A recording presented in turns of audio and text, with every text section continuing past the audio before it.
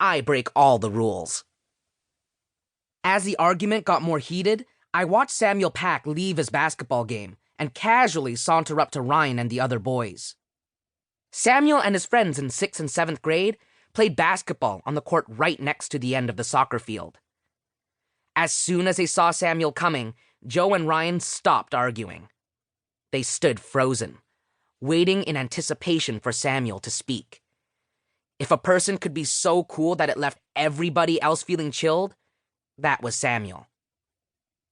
Samuel was the only other Korean boy in the whole school, and sometimes we saw each other at family parties because his grandmother was friends with Hummy, my grandmother. And he would always be polite, but just not overly talkative. It was the same at school. He had this quiet, bad boy vibe about him. Like you wouldn't be totally surprised to see him sitting in the principal's office because he either got in trouble or because he was helping with something. He was hard to figure sometimes. I mean, he wasn't my friend, but he didn't treat me like carrion either. From the other end of the soccer pitch, Samuel gave me his usual chin-up greeting, which I returned. I couldn't hear everything Samuel was saying, but I did catch, "Who cares, dudes?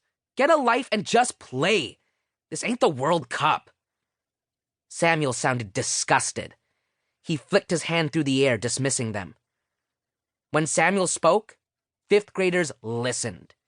He said his piece and slowly walked back to the basketball court. He wiped his forehead with the back of his hand. Even when he was sweaty, it wasn't gross. It was athletic. I held onto the goalpost for balance to stretch out my calf while watching the argument get sorted out.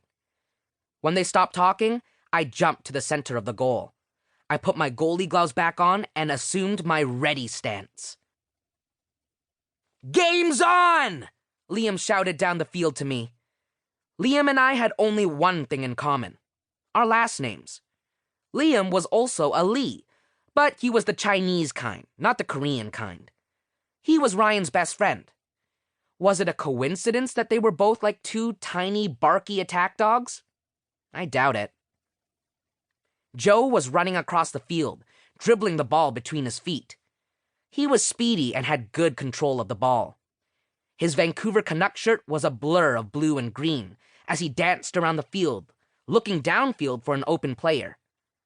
Ryan started to charge at him, trying to take possession of the ball from Joe. Ryan had intense, angry eyes, which was kind of just his everyday look. Joe was having none of that. He kicked the ball so hard that Ryan barely had time to get out of the way. It ricocheted off Ryan's backside, kinetic energy at its best. I couldn't stop the "ha!" that came out of my mouth. His pale gray track pants were left with a dirty, wet, circular stain. Right on his butt. He'd have to walk around like that all day. It was perfect. I saw a lopsided smile flash across Joe's face. That stain was going to make Ryan even madder. The ball rolled out of the soccer field and bounced toward the playground, closer to the school. Because the rain had started to come down hard, the playground was empty. Except for LB.